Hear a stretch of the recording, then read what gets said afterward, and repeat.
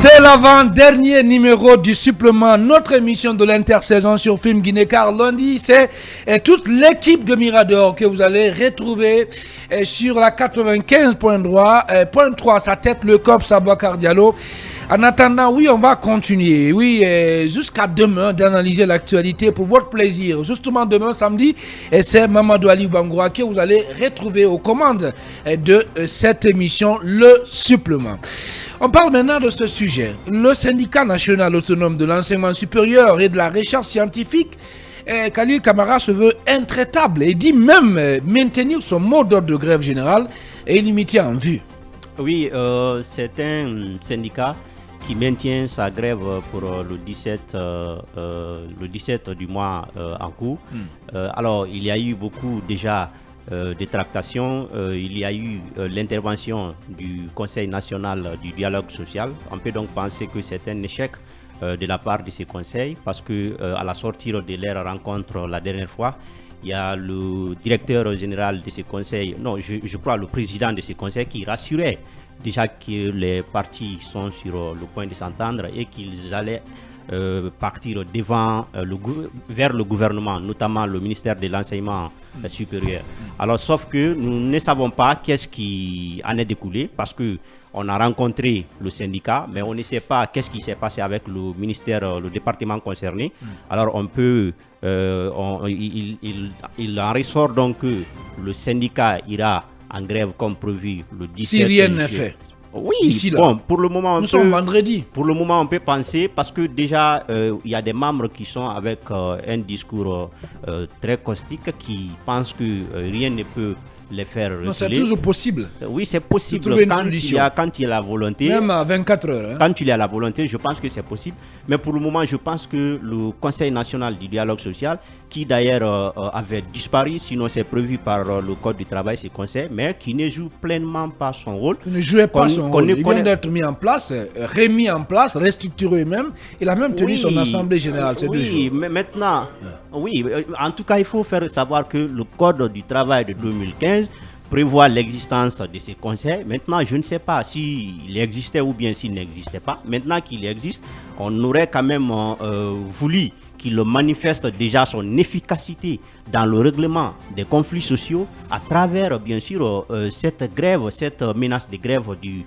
Conseil national autonome de la recherche de l'enseignement supérieur. Bien. Sauf que déjà, le premier pas est faussé. Merci. Alors, on peut s'attendre à la grève dans les jours à venir. Est-ce qu'on Fally Guilavogui, c'est aussi votre avis? D'ailleurs, comment vous analysez la plateforme revendicative du Sénasur? Oui, je pense que la plateforme... Qu'est-ce qu'on demande concrètement au gouvernement? Bon, ce qu'on demande, c'est l'amélioration, notamment des meilleures conditions de vie et de travail.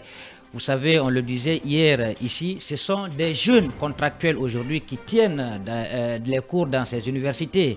Pratiquement la plupart des enseignants sont allés à la retraite, mais on ne peut pas comprendre qu'il y ait une plateforme et un accord qui soit signé par le gouvernement précédent. L'État, c'est la continuité.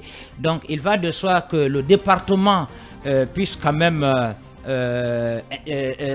s'inscrire dans la logique, si vous voulez, de l'accord qui a été signé. D'ailleurs, il y a eu assez de rencontres autour de la mise en œuvre de cette plateforme. Mais aujourd'hui, on soupçonne le département de mauvaise foi, de ne pas prendre en compte les réclamations des enseignants des universités, alors que, à mon avis, aujourd'hui, on n'a pas besoin de voir, si vous voulez, une mauvaise ambiance, un barou d'honneur en fin d'année dans les universités. Parce que vous savez... Mais il y a eu des efforts qui ont été fournis par Madame la ministre de l'Enseignement supérieur notamment. Des efforts allant dans le sens de la mise en œuvre. Elle a exprimé quand même sa bonne foi. Maintenant, la mise en œuvre, est-ce que ça dépend forcément de son département seulement? Oui, ça dépend de son... Non, c'est son département qui doit s'impliquer. L'accord a été scellé entre, si vous voulez, les enseignants des universités et le département, même si de part et d'autre, il y a certains acteurs, il y a des partenaires qui s'impliquent pourvu qu'il y ait un consensus. Mais aujourd'hui, moi je pense que ce n'est pas de la mer à boire si on acceptait que des enseignants contractuels soient, il y a quand même le statut, qu'ils soient dans de meilleures conditions de vie, et qu'il y ait des voyages d'études, que des universités soient dotées, des bibliothèques, des laboratoires et autres, parce que tout ça, ça va dans l'amélioration, c'est dans la qualification du système d'enseignement. C'est vrai qu'il y a aujourd'hui la volonté du gouvernement, mais il faut que Madame la ministre quand même puisse mettre le pied à l'étrier. On apprenait hier que le secrétaire général du département est allé au CNT pour demander donc notamment à Dr Dansa Kourouma d'accélérer les choses, parce que le département demande un moratoire d'ici le lundi. Donc au sein des universités, il faut dire que ça ne va pas du tout, parce que il y a eu des évaluations. Les enseignants sont prêts aujourd'hui à confisquer non seulement les notes pour ne pas les donner, mais n'oubliez pas aussi que dans un mois, il y a des sessions qui pourraient être organisées. Donc tout ça aujourd'hui, je pense que fait très mal au sein du département. Merci beaucoup. Alors, Ibrahima Sori Diallo, quelles conséquences cette grève, si elle est déclenchée lundi, donc 17 juillet 2023, elle pourrait avoir sur le fonctionnement normal de nos institutions supérieures d'enseignement?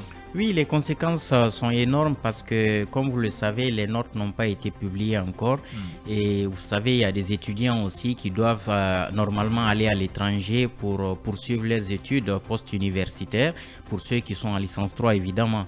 Et s'ils n'ont pas ces notes, il va sans dire qu'il y aura des conséquences en tout cas négatives à leur niveau, ce qui n'est pas bon pour le pays, puisque ces étudiants pourront après les études justement venir servir la Guinée. Maintenant, ces enseignants contractuels, moi je pense, ces enseignants contractuels, moi je pense que leurs revendications sont légitimes, parce que ce sont ces enseignants évidemment qui tiennent ces universités, qui donnent les cours. Très malheureusement, des engagements avaient été pris du temps du régime Alpha Condé, et je me rappelle, c'était à l'époque de professeur Bano, si ma mémoire est bonne, donc, et des avantages leur avaient été accordés. Mais très malheureusement, ces professeurs et docteurs qui avaient beaucoup de privilèges, très malheureusement, sont dans d'autres institutions, dont, en tout cas, travaillent souvent à l'étranger, ou en tout cas dans d'autres institutions. Ils n'ont pas suffisamment de temps, alors que leurs conditions ont été suffisamment améliorées. Je pense que c'est une injustice qui est en train d'être commise à l'endroit de ces enseignants contractuels. L'État, c'est une continuité. Si des engagements ont été pris, ces engagements doivent être respectés à leur égard. Et donc, ils ont tout intérêt à s'entendre. Je pense que le Dr Alia, qui a déjà pris son baptême de pèlerin, doit pouvoir continuer les négociations. Maintenant, il faut espérer qu'un accord soit trouvé avant la date du 17 juillet, parce que les négociations se poursuivent même à 0 heure.